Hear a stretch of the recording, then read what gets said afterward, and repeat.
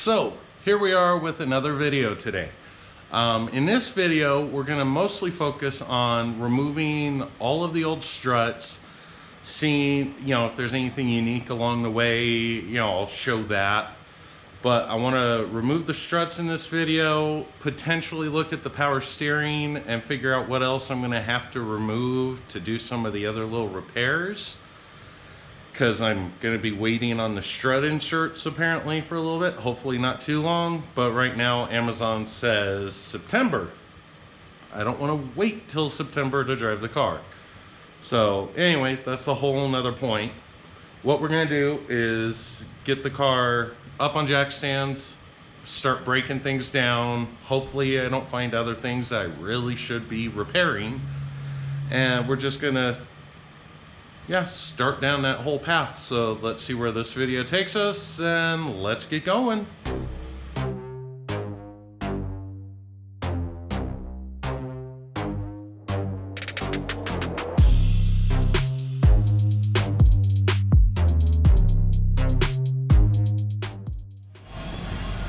Utah has some problems. This car's been in here like a week or two, and look at all that fun stuff.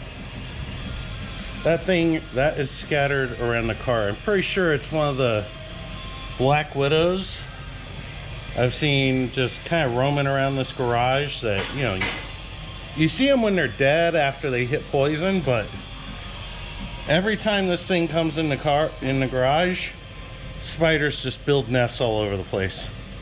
Anyway, let's get back to the joys of taking shit apart.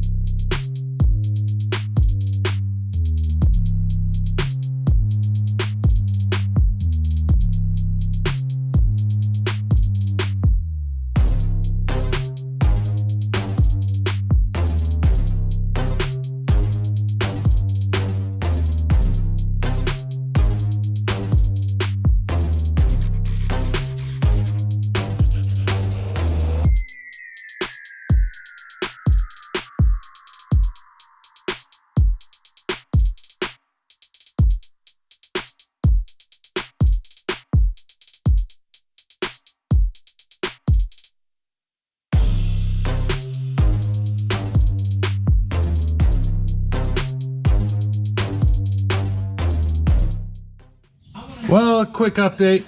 We're gonna move on to the next day. I was able to get this end link, sway bar end link off. Feels pretty good, boots look good.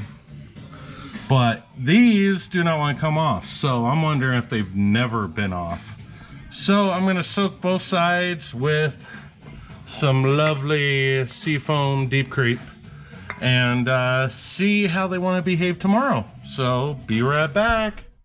So off camera, I was able to get the nuts off of these, but going forward, I was also able to get this other end link off.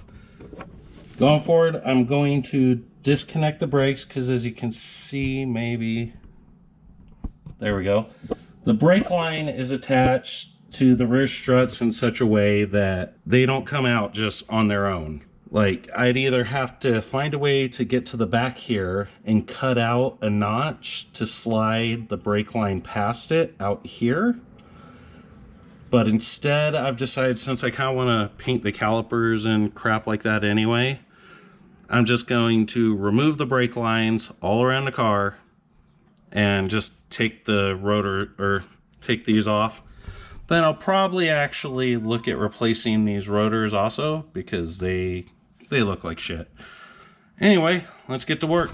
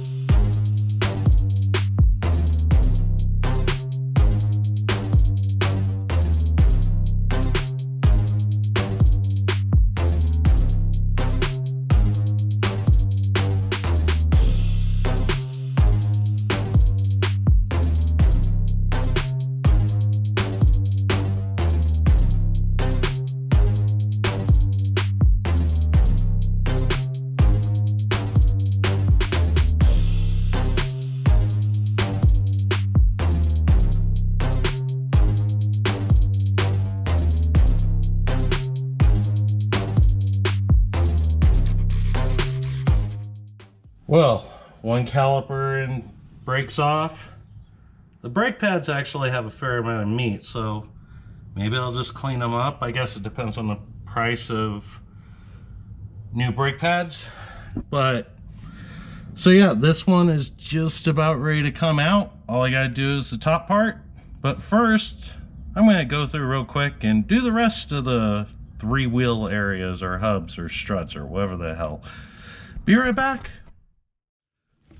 So, I guess it's good I decided I'm gonna remove the calipers, paint them, or see if I can do a cheap-ish brake upgrade. I don't know. Because yeah, that stuff looks like crap. That was the brake fluid. Ooh. So yeah, I removed them. It's kind of a sad state. So like all my brake pads have most of their meat left on them. So I'm guessing whenever the previous owner, one of them, did all this stuff to the car, they just never drove it. It was one of those things, hey, buy all these parts, but not actually get the car situated. So I don't know if, I assume I can maybe get these rotors resurfaced, because I really think I could just spray some brake clean on the brakes, then clean up all the brake hardware, paint them, and then be happy. But if I could maybe find some cheap 185 ST 185 brake upgrade shit or something, then I might do that. But anyway, so yeah, next step is go around all fours and remove all this crap. Let's get going. Next up is removing the strut, and it goes bye-bye. And there we are. Really, I've already shown you all this crap underneath. For the front struts on most cars, once you do the underneath, you just do these bolts, comes out. Now to work on the rear.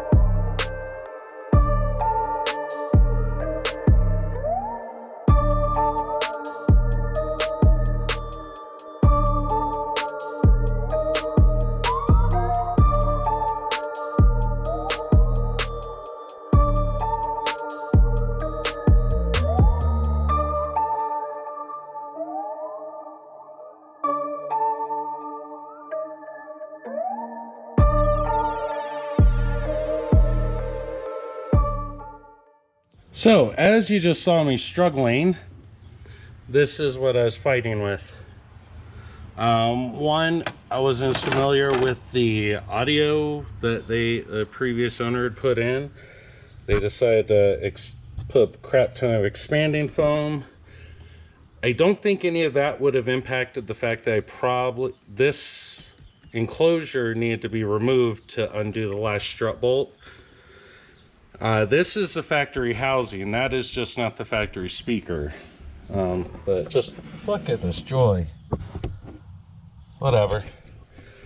On top of that, from what I can tell, this interior bits, well, as you can tell from them having to cut it there, is not from an Alltrac. It's probably from a GT or GTS that they just made fit. So anyway, strut is out. When I removed the spring, I'm planning on just seeing how bad the strut was. But it had so much crap in here and shit like that that it didn't want to come out. Anyway, instead of boring you with me fighting this battle over here, I will be back with the strut removed. 2. Ha ha ha ha ha. So yeah, both rear struts are now removed. One of the many joys of working on cars that have been through many people's hands is you see things like this, like expanding foam might be an audio specific thing that's helpful, but I find it kind of annoying. Also, when someone's back in a location, you find that, you know, okay, they lose bolts, but they don't end up using the same type.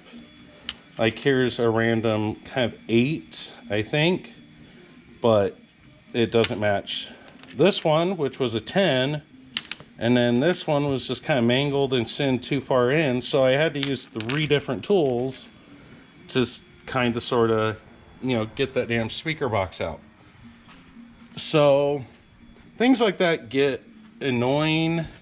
I know I haven't always done the best of work, but I usually tried to use the same bolts, so that way when I had to take it apart again, or if someone else, honestly, yeah, I don't care as much about if someone else does it or has to deal with it, but you never know when you're going to have to get back to it. Because in this case, there doesn't appear to be a good way to get this last hole with the speaker in, so you have to remove it.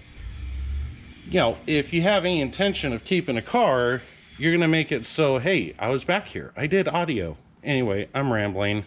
These are just my opinions, and yeah, I don't know.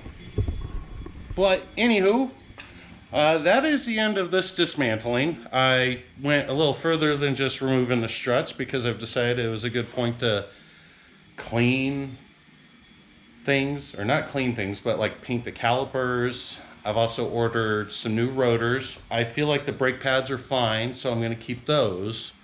But I ordered new rotors, new brake lines, because I'm there anyway. Why the hell not? So next video, it's going to be continuing on this beast. I'll probably also remove this part, because I painted it orange and a few other things when I first got the car running before that engine blew. And then I bought an FRS. So my plan was to paint the car orange. Well, it's not going to get painted orange now, so I'm going to remove this, clean it up, and put a different color on it. And I'm trying to do at least those little things that make all of us car people happy, to be like, hey, this is my car. I did this stuff. Anyway, thank you for watching. Have a good day. Bye-bye.